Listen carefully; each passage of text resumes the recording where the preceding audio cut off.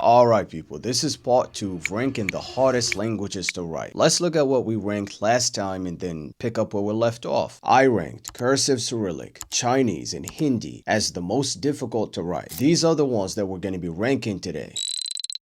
Starting with Irish scripts for Gaeilge. The oldest non-Latin Irish script that we know is Ogham, and it traces back to the 4th century CE, and it can be seen in stones like these in County Cork and County Kerry.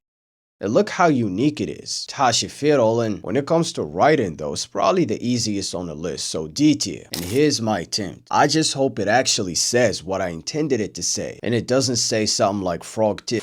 The other Irish script that followed Ogham is Gaeilge. It appeared in printed form in the 1500s, and it's basically a modified Latin script that Irish monks developed, and it was only in the 1950s that Ireland officially switched to modern Roman letters. It's a bit more challenging than Ogham, and it kinda reminds me of Greek, but it's still easy. D tier, and here's my attempt.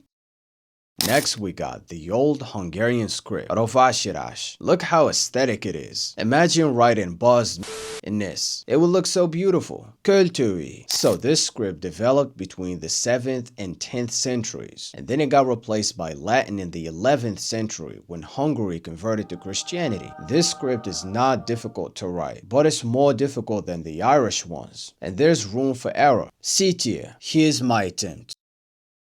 Next, Japanese. As you know, the Japanese writing system uses 3 scripts. The first one is kanji, the Chinese characters. It represents lexical roots and carries meaning. The second is hiragana. It's a phonetic lettering system and it represents grammar, like particles and verb endings. And the third one is katakana, mostly used to write long words, foreign names, scientific terms, and so on. This mix makes Japanese one of the most complex systems. You're memorizing shapes, meaning, stroke order, combinations. There's a lot of room for confusion. Hiragana and katakana are somewhat easy to write, but kanji is difficult, so A tier. Here's my attempt. This means subscribe, by the way. Next, Tibetan. Guys, this one is actually difficult.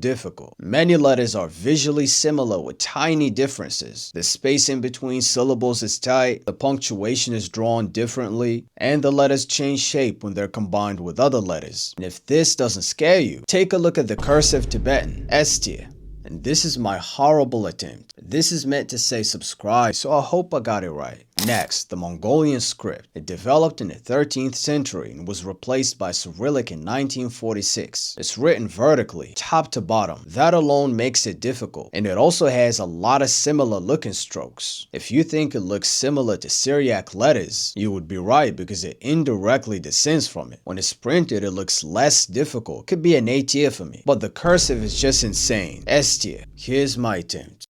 Next, the Persian Pahlavi script. It looks kinda similar to the Mongolian one that we just talked about, but it's not vertical. It's a Middle Persian writing system adapted from Aramaic letters, and it was used before the Arabic one that we know today. What makes it difficult for me is the excessive amount of ligatured cursive shapes. It's even more difficult than the Perso-Arabic one. S tier. Anything small and intricate is a nightmare for me, and here's my horrible attempt.